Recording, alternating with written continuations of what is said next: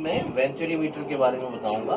ठीक है, तो वेंचुरीमीटर क्या होता है इसको देखते हैं। हम लोग कह सकते हैं कि वेंचुरीमीटर एक डिवाइस होती है जिससे कि हम लोग rate of flow of liquid किसी भी पाइप में कितना लिक्विड हमारा फ्लो कर रहा है पर सेकेंड, ठीक है, वो निकाल सकते हैं। तो अगर इसकी डेफिनेशन के बारे में डिस्कस करेंगे तो we can say venturimeter is a device by which we can measure the rate of flow of liquid through a pipe। ठीक है, तो चलिए इसको स्टडी करने से पहले जरा हम लोग एक टॉपिक छोटा सा और है जिसको बोलते हैं इक्वेशन ऑफ कंटिन्यूटी, वो जरा डिस्कस कर लेते हैं, फिर हम वेंचुरीमीटर पे आते हैं। ठीक है, तो let us see equation of continuity.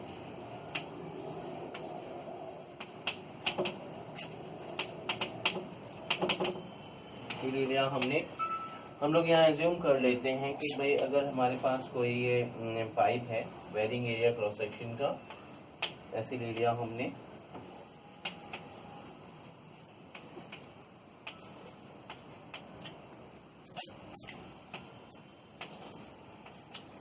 ठीक है, हमने देखा यहाँ पर हमारे पास एक ये पाइप है जिसका यहाँ पर एरिया क्रॉस सेक्शन A1 है, इस पॉइंट पे एरिया क्रॉस सेक्शन A2 है।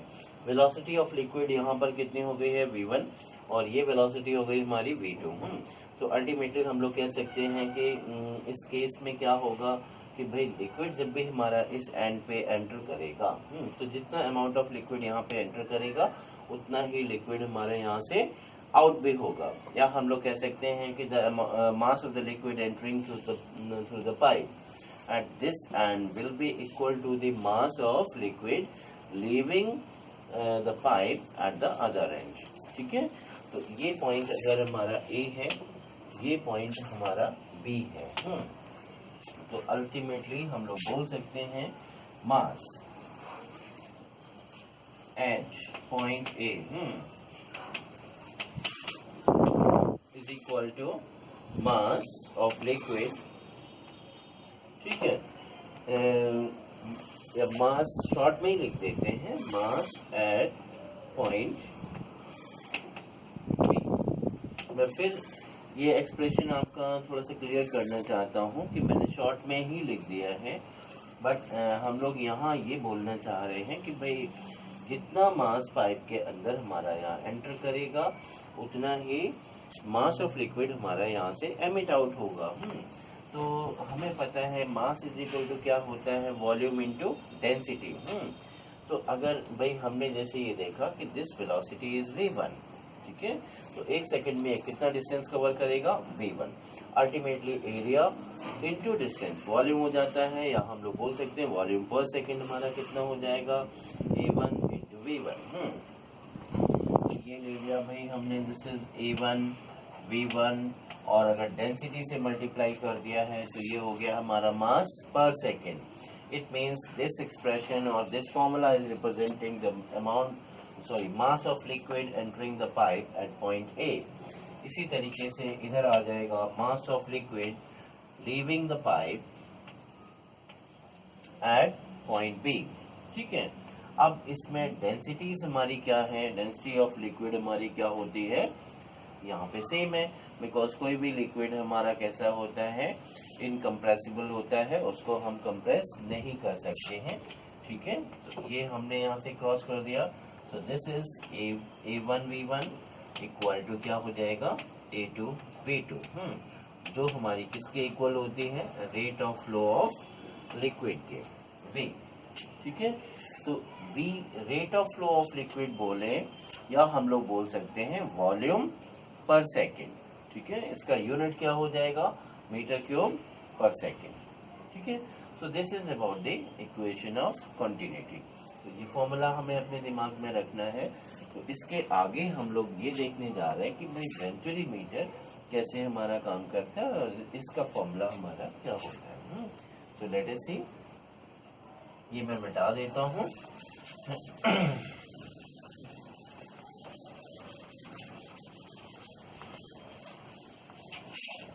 चलिए भाई, तो वेंचुरीमीटर का हम लोग डायग्राम अपना यहाँ पे ड्रॉ कर लेते हैं। ये ले लिया ऐसे, एक पाइप है, यहाँ पर ये पाइप का क्रॉस सेक्शन हमने डिक्रीज कर दिया है, ऐसे आ गया। फर्दर फिर हमने सेम क्रॉस सेक्शन यहाँ पे इंक्रीज कर दिया, ऐसे ये आ जाएगा। ठीक है, तो इसमें हमने यहाँ पे ये कैपिलरी ट्यूब लगा दी है, ये आ गया, और एक कैपिलरी ट्यूब हमने यहाँ पे लगा दी है ऐसे। ठीक है, तो सपोज करिए कि इसमें लिक्विड ये हमारा ऐसे ही फ्लो हो रहा है।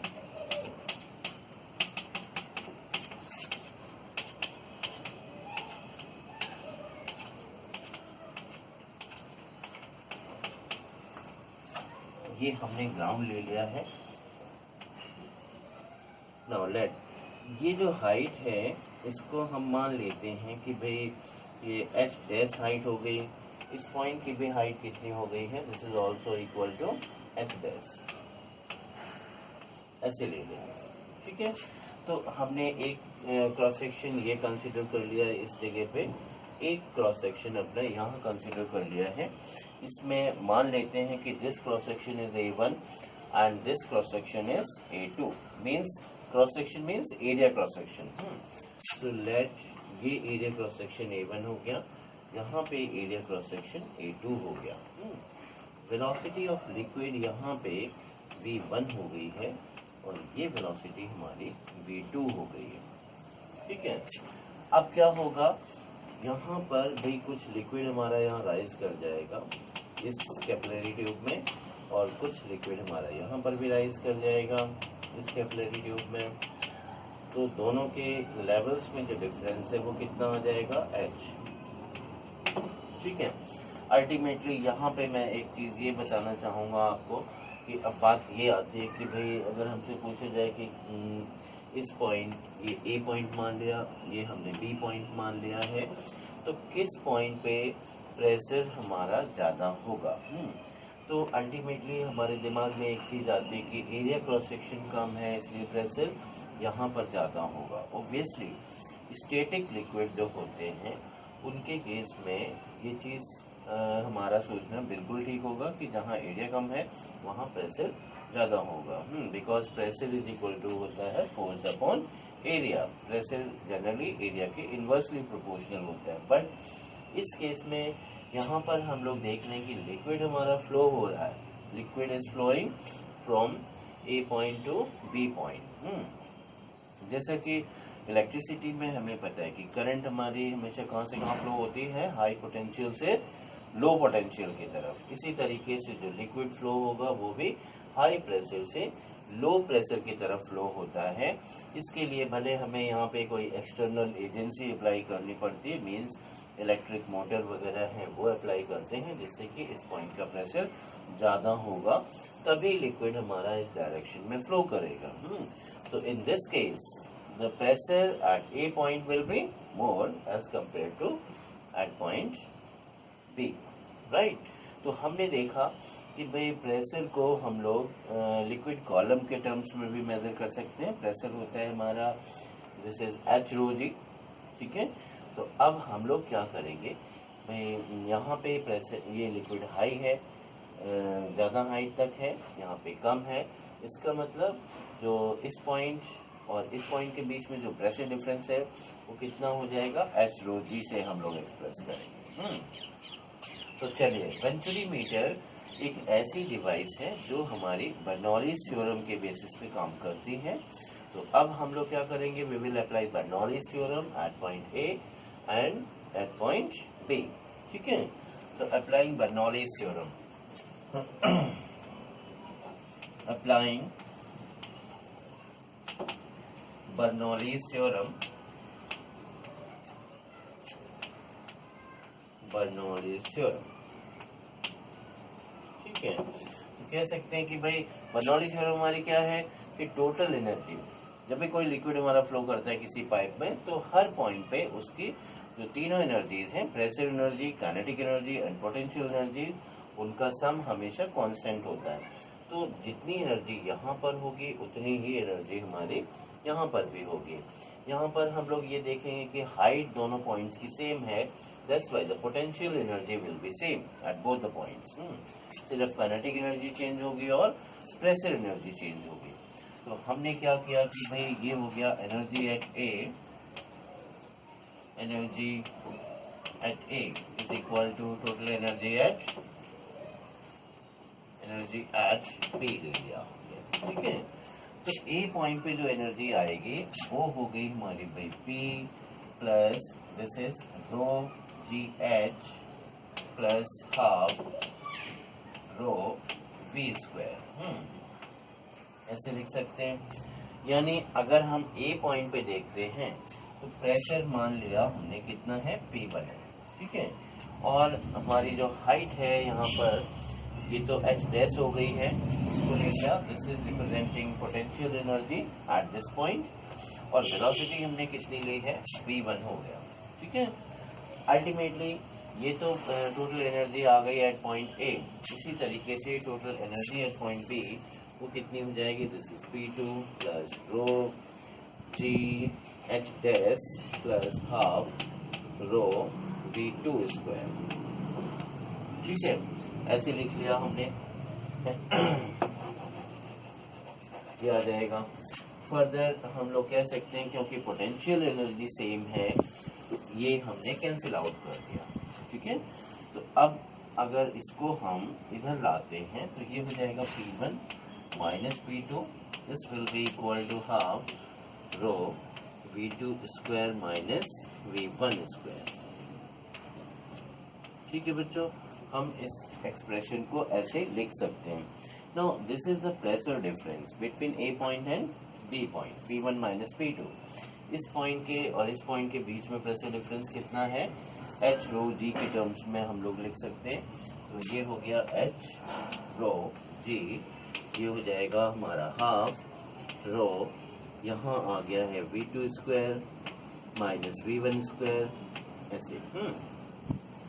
चलिए, तो ये यहाँ तक क्लियर है, राइट। तो अब मैं ये मिटा देता हूँ।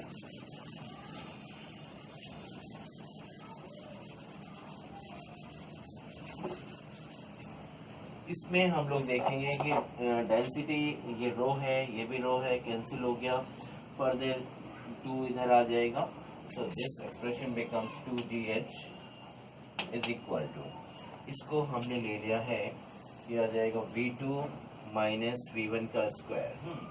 सो V2 की जगह, क्योंकि हमने इक्वेशन ऑफ कंटिन्यूटी में पढ़ा था A1 V1 is equal to A2 V2 like this, sorry A2 V2 is equal to V, ऐसे आ गया।